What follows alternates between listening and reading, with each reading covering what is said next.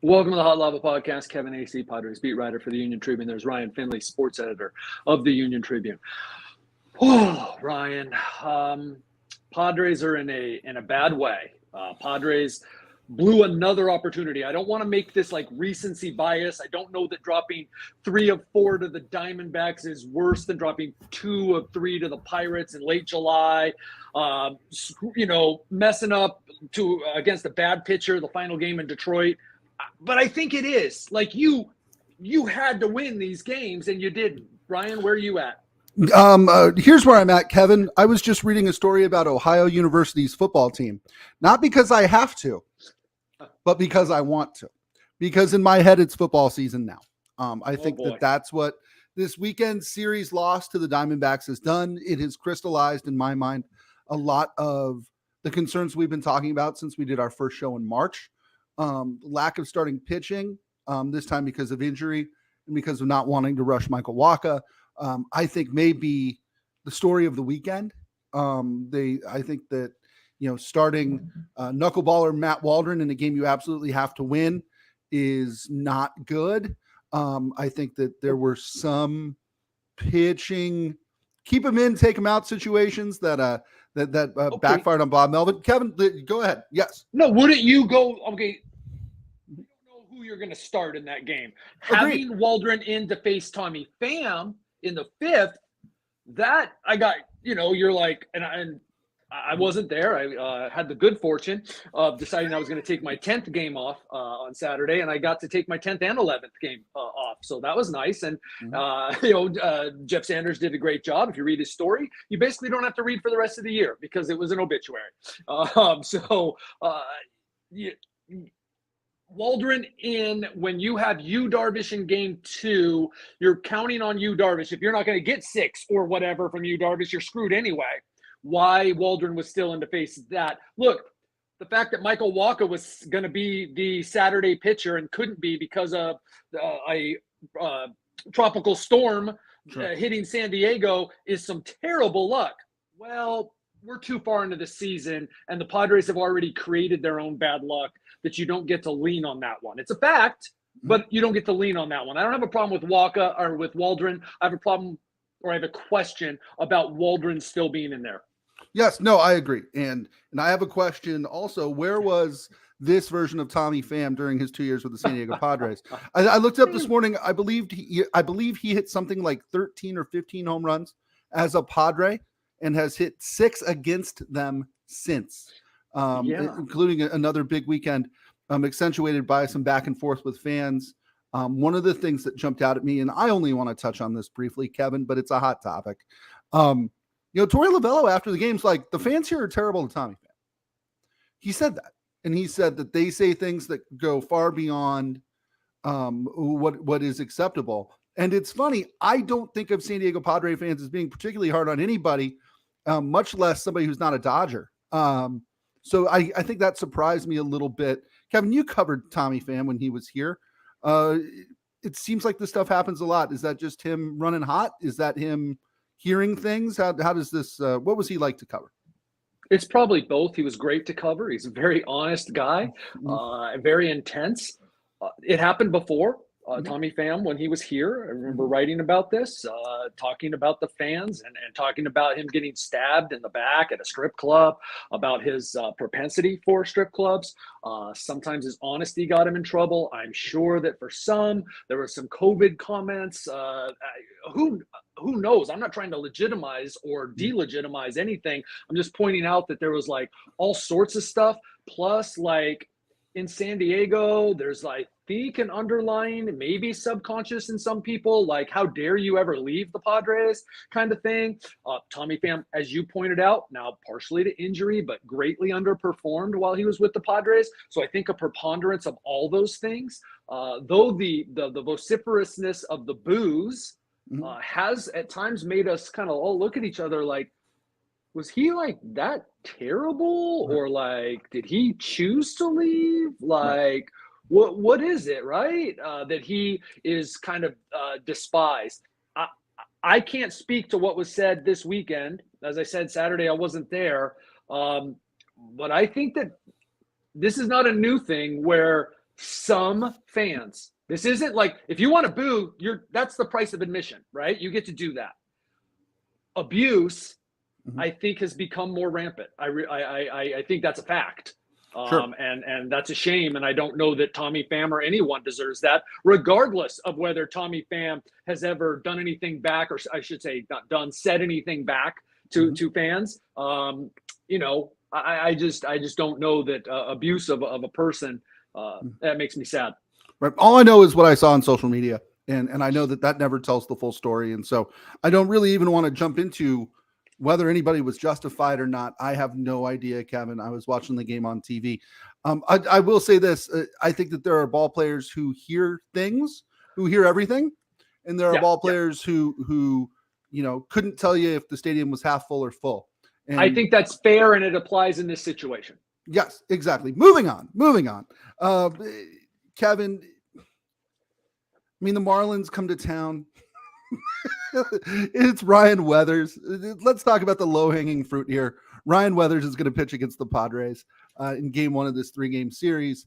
They traded him away for Garrett Cooper at the trade deadline.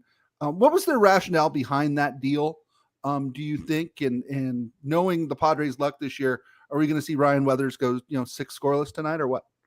I think that's got to be the first thing in everybody's mind, is that Ryan Weathers gets all jacked up, and the Padres, who have never faced him, though they are very familiar with him, somehow get 2 runs, and the Marlins somehow, score 4 off Michael Wacha. So I just think it's look, they believe they have some starting pitching coming, and that they can acquire starting pitching that is better than Ryan Weathers, and that the cost of getting Garrett Cooper, for whatever that gets you, was to send Ryan Weathers. Sure. So Garrett Cooper, it has a lot to do with what they have coming. Yes. Right. Garrett Cooper, and you know what? The guy hits the ball hard, and you could see him as a season-long piece. I think it's interesting. Here come the Marlins. Like, are you going to be mad at me if I start both addressing how far back the Padres are and how far from the cellar they are? Now, that's not fair, because like the Rockies are running away with that.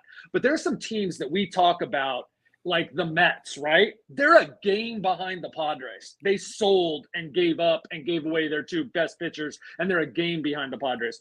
We talk about the Cardinals, who like are horrible. That's like across the board, right? And they sold. They're 4 games behind.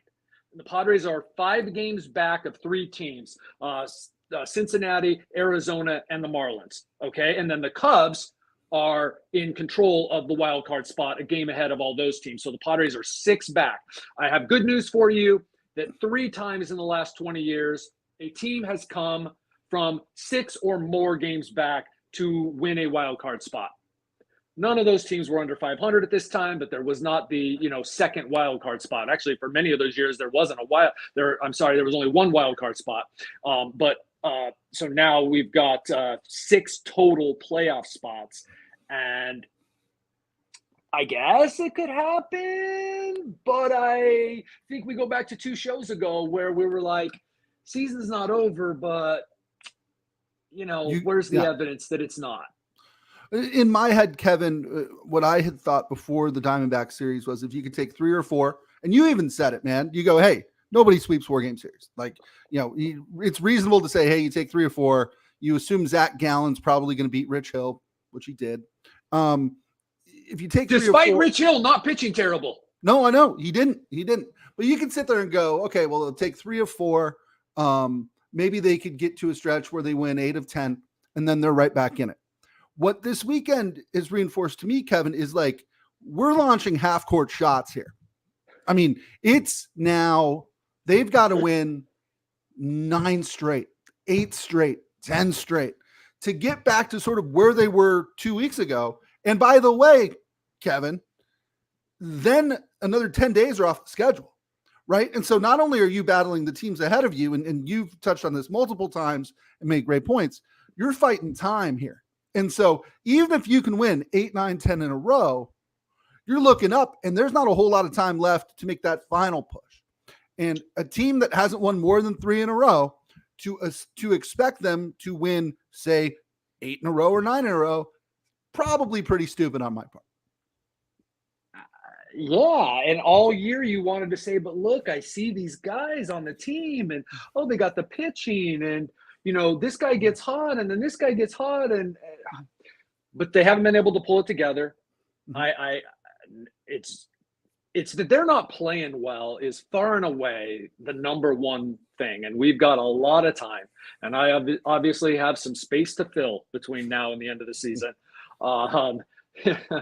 But we could talk about those topics, pick and choose which ones we talk about on the podcast, because we're not going to spend a whole lot of time previewing opponents coming up, because that's not the importance anymore, and especially if they don't do well in this series. Where's the evidence that they're going to put it together? We know they're capable. They swept the Rangers. They 2 out of 3 against the Rays. They went to Toronto, took 2 out of 3. There's all sorts of games you look at and you go, man, that was really close. The point that we're at in the season is that, they're down a starter. They've got a hope that Rich Hill, pitches, and that on that day, the timing that they've had has not been good, that on the Rich Hill day, they can score 6 runs, right? Or 5 runs or whatever it takes. And that hasn't been the case when he's pitched so far. And they're just wasting some good performances by people. We could play a game of if I told you, if I told you Ha-Seong Kim, ... right? It's just, we have, maybe it's good. I'm personally depressed that not because I root for the Padres, but I root for myself.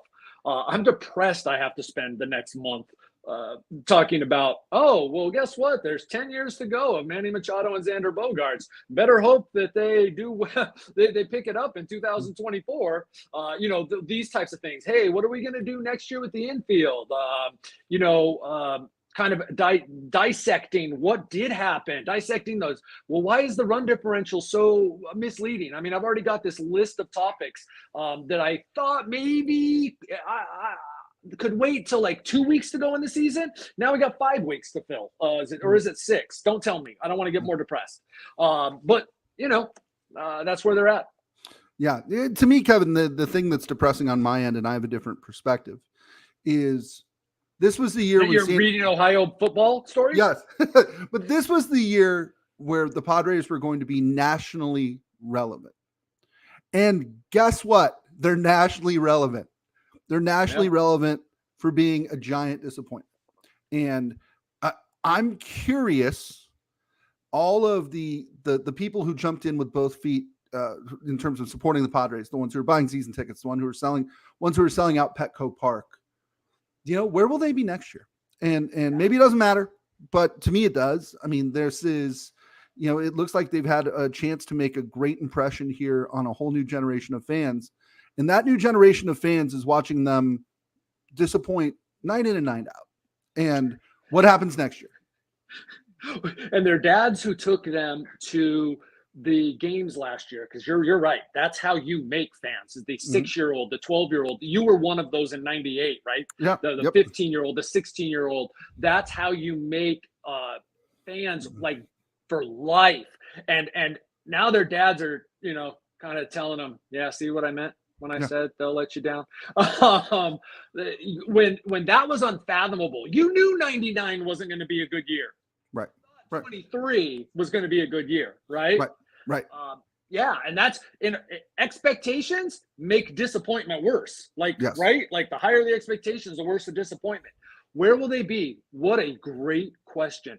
I will say this, and I say this with all respect for fans, because this is what being a fan is. You get to choose whether you are, how loyal you're going to be, how much you're going to invest, whether you're going to say, hey, I'll wait and buy my single tickets now because, I'll just choose and see where they're at in June or whatever. But also, I think one thing that's been shown is when they choose to, fans can have short memories. Oh, yeah. For both good and bad, right? Like this guy did really well for your team and then he got traded and now you boo him. Or, hey, they really ticked me off and oh, but it's a new season, and look, they still have Manny Machado and Fernando Tatis Jr. and Joe Musgrove, and I'm excited. And so all that to say, like, I don't know how San Diego fans are going to respond. We've not been in this situation where, like, it wasn't a fire sale that caused this. Right. It wasn't the Dodgers signing Kevin Brown that caused this. So they had this waiting list. They reminded us they had this waiting list when they sent out the renewals to season ticket members. Turns out that was actually good timing because it was going to get worse. Remember how we were like, oh, that's some bad timing on that letter. And the push for good timing because it's worse now. Maybe they got a few people to renew before they lost 3 or 4 to the Diamondbacks. Great question. And I think it's the question. Yeah. I mean, I don't know. And we can get into sort of this high-minded stuff later. There is still a part of me, Kevin, that thinks that if you were to run this same team out next year, if you just kept everybody, which is not going to happen, they're going to lose Hader and Snell and everybody else. But, all these peripheral things say that this should be a much better team.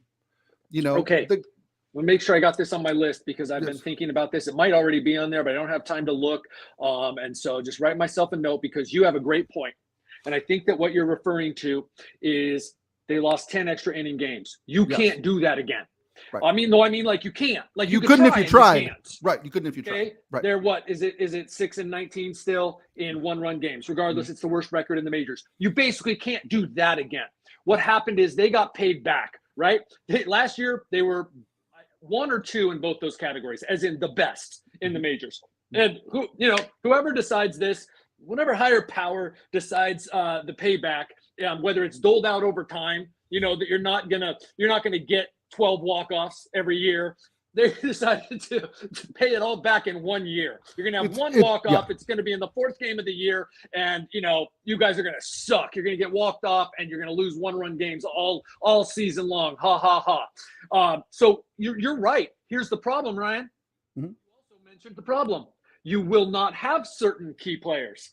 So while you know what? If you played this season over again, if you did 10,000 simulations, the 10,000 simulations like Fangraphs runs? Yeah. Well, this was one of those that in the 10,000 that you throw out when it's a simulation. You say, that's an anomaly. The team that, they only win 70 games.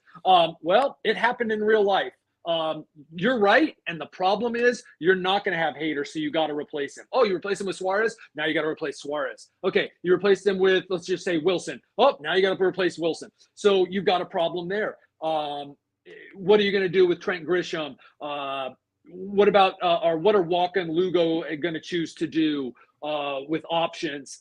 So what about Snell? I mean, Snell's not staying. Say goodbye. Yeah. I mean, right. And they've been healthy. I mean, that's the thing that drives me a little crazy too, with the exception of Joe Musgrove, who has shouldered a team's worth of bad luck on his own this year.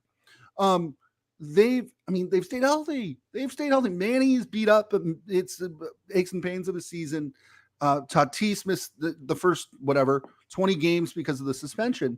But this is a team that has stayed pretty healthy. This is a team that has, again, the what if I told yous, right?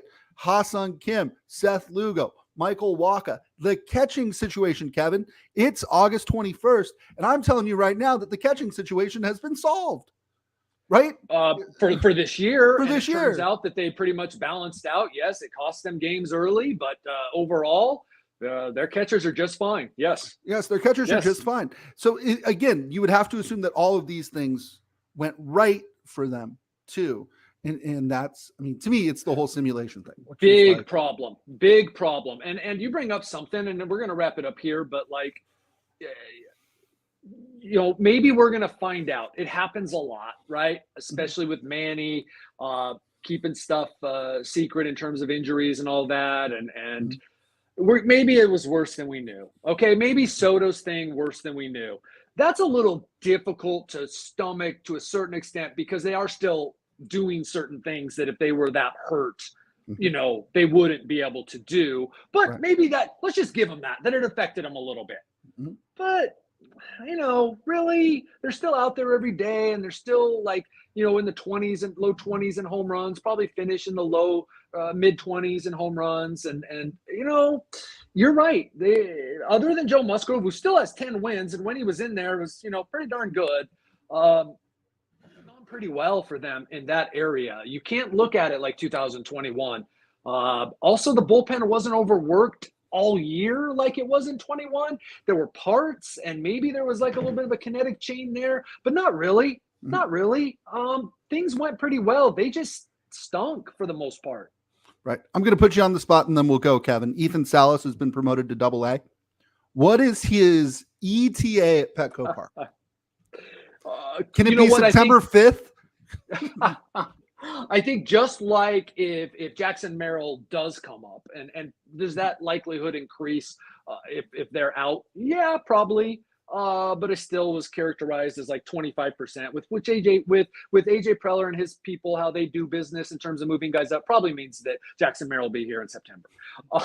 But just like, it's like almost like an audition, but not like show us what you can handle situation. And there is no too early if they continue to show it. Almost guaranteed that Ethan Salas starts again in Double-A next year, right? And Jackson Merrill, unless he comes up and just rakes, has an incredible spring training, probably starts in Triple-A next year, but it's up really soon. Like he's a Padre in 2024, be it at the beginning of the season or later. But I think that Ethan Salas is still on target for 2025 to be with the club, but there is no too early with the Padres. They would hope that they have Campusano and somebody else. They're not going to, almost certainly not be able to afford Gary Sanchez next year. Good for him, man. He got himself, he made himself a free agent, a legit free agent. So I think Salas is still 25, but this is how they do things. And I kudos to them, by the way. They always maintained internally, and I think the people that covered the team have reported this, that their farm system was better than people were thinking.